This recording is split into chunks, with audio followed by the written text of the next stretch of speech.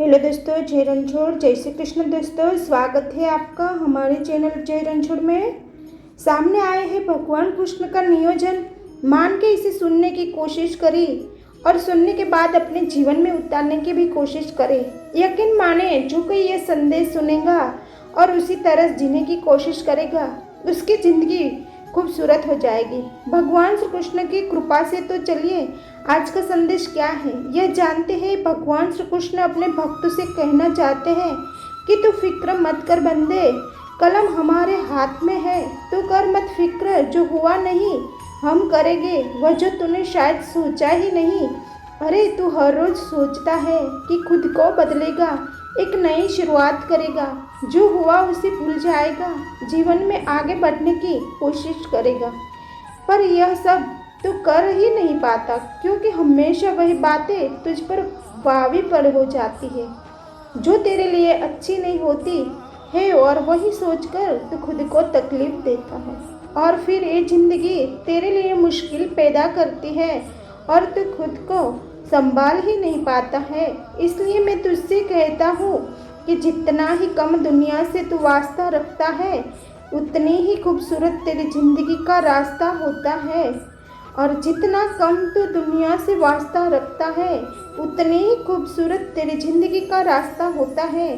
क्योंकि दिखावे है ये जिंदगी नहीं चलती, जो दिखावा करता है ऐसे लोगों से दूर रहो। दिखावा समझने में देर लगती है, पर धीरे धीरे सब समझ आ जाता है, कौन कैसा है सब नज़र आ जाता है। दिखावा कब तक रहेगा, ये लोग यह वक्त तो उनको भी सब कुछ सिखा जाता है।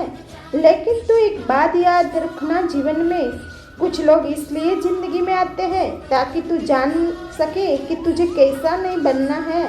इसलिए जो रिश्ता तुझे रुला दे उससे गहरा कोई रिश्ता नहीं, और जो रिश्तों को तुझे रोता हुआ छोड़ दे उससे कमज़ोर कोई रिश्ता नहीं। और जो आपकी खुशी के लिए हार मान ले, उससे आप कभी जीत ही नहीं सकते।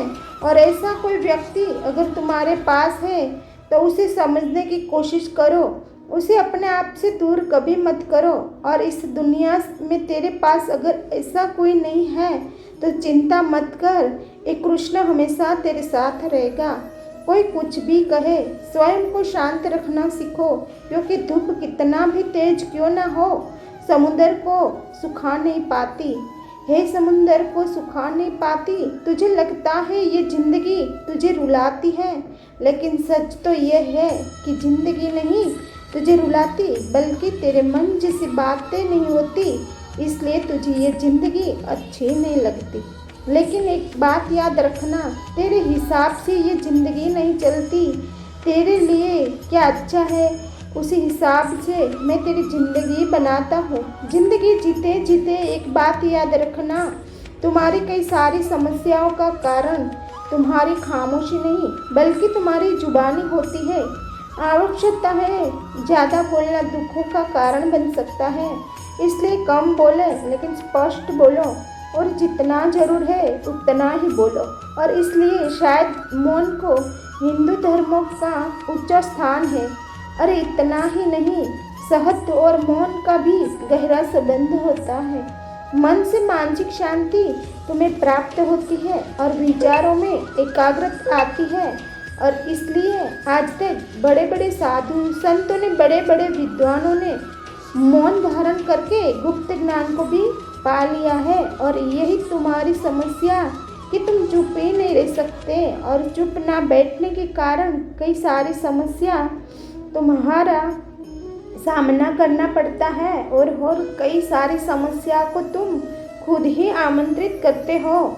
जैसे कि घर में कलेश का कारण भी तुम्हारी जुबानी होती है। चाहे तुम चुप चुप रहकर कलेश को खत्म कर सकते हो, लेकिन नहीं, तुम लोगों में तो जैसा स्पर्धा चलती है कि कौन सबसे ज़्यादा बोलेगा, और इतना स्पर्धा में जीत किसी की भी नहीं होती, लेकिन फिर इनाम तो सब तुमसे मिलता है। और बहुत बड़ा दुख, मन मुटाव, गुस्सा, क्रोध। इसलिए ज़्यादा बोलने से अच्छा है मौन व्रत धारण कर ले, जो जहाँ ज़रूरत है वही वो बोलना सीखो और तुम्हारी आवश्यकता के अनुसार खाते हो, आवश्यकता के अनुसार कार्य करते हो, तो फिर आवश्यकता के अनुसार बोलते क्यों नहीं हो। राधे राधे, जय श्री कृष्ण। दोस्तों, आपको ये वीडियो कैसी लगी, अच्छी लगी हो तो लाइक और कमेंट में सब्सक्राइब कीजिए। फिर मिलेंगे नए संदेश के साथ, तब तक के लिए बोलते